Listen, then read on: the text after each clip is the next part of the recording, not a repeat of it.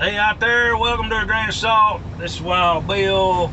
I am here in Studio A, riding out an old dirt road. That's why I don't have my seat belt on. I just didn't want people to worry about me too much.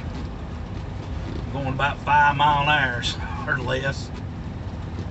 But we're here talking about false prophets. And on the last video, I mentioned to you, I got to talking about verse 22. I said, you know, that false prophets are very successful in obscuring the narrow gate, hiding it. They're good at it. And they've always been good at it. They've always been good at it, and there's always been people that listen to them and followed them. And if you didn't believe that, look on down to verse 22 in Matthew chapter 7. It says, many will say to me in that day. To who? To Yeshua, the Messiah. Because he's the judge. And they're going to say to him in that day, have we not prophesied, spoken before men in your name? Have we not cleansed the lepers, healed the sick? Have we not done all these mighty, wonderful works in your name? And he will look at them and say, never knew you, many. He'll look at the many and say, I never knew y'all. Depart from me, you workers of lawlessness. What a terrible day. But that's the religious people. That's the people that seem so excited about Jesus. That's the people that do all the things. And they're going to say, hey, didn't we do all this stuff in your name?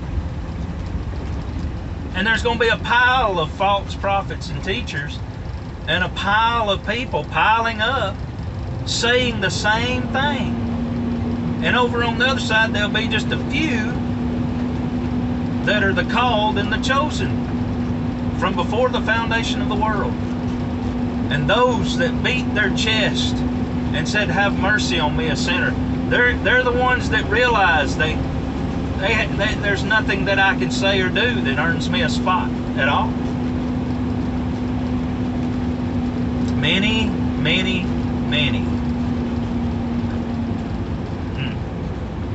That's awful. I will declare to you, I never knew you. Depart from me, you worker of lawlessness. You that practice lawlessness. You believed lies.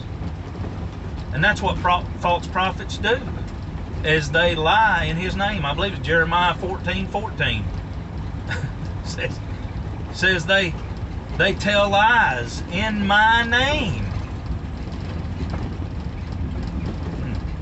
It's the broad road, people. But many go down it. And the reason is because there's false prophets and false teachers there pushing them that way. Beware of those who mislead you. And we know he's speaking of false prophets in Matthew chapter 7, verse 15. He says that. We know that's who he's talking about. I have to stop right here. I can't think and drive at the same time right now. This seems pretty serious to me, but you know, we know that's who he's talking about, is false prophets and false teachers. And he says that they come to us as wolves in sheep's clothing. Now, I was going to talk about this much later, but I figure this is as good a spot as any. People have always had this in their mind when they think of wolves in sheep's clothing. They think of a sheep that they have skinned out, and the prophet will put the skin over his back and the head draped over him, and he'll sneak in amongst the herd as a sheep. But that's not the picture. That's not the picture at all. See, back in the day, the shepherds wore sheep's clothing. They wore clothing made from the wool of the sheep that they tended. That was their business, and that was it'd be like cowboys wearing, leather chaps and things. I mean, from the stock that they keep, they make clothes from. Well, the shepherds were no different.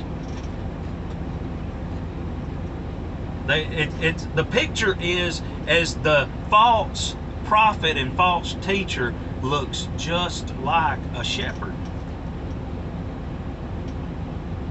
He says, beware of them. They're among us. And there are many, many, many, and they are mostly the ones shepherding the flock. There's only a few that are his shepherds, that have his things in mind. Paul said that about Timothy. He said, I ain't got nobody else that cares for you the way that I would, but I'm sending Timothy to you. Remember that? He had just a few people that he could trust to tend the flock. In Acts, I believe it is, somewhere around in the 20s, he said something about, I fear that when I leave, the wolves are going to come in. They're going to tear the sheep to pieces. Because that's what false shepherds do. False prophets. He says, beware of false prophets, who come to you in sheep's clothing, but inwardly they are ravenous, rapacious wolves. They tear the sheep to shreds. And over there in Zechariah, I believe it's chapter 11, it tells what a false prophet does. Eats the fat of the sheep.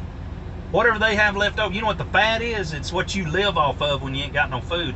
They'll even take down to the fat that you have, that you barely have to survive, to sustain yourself, and they'll eat that, and you, even down to the hooves, and they'll get every last morsel out of them hooves that they can get.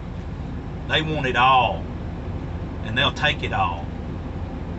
When you're about to starve to death, they'll say, don't you not give.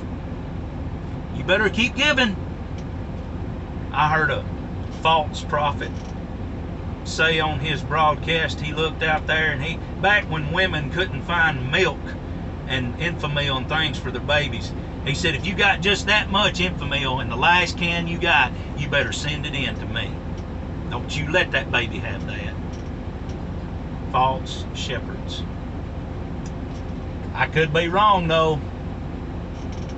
Take it with a grain of salt.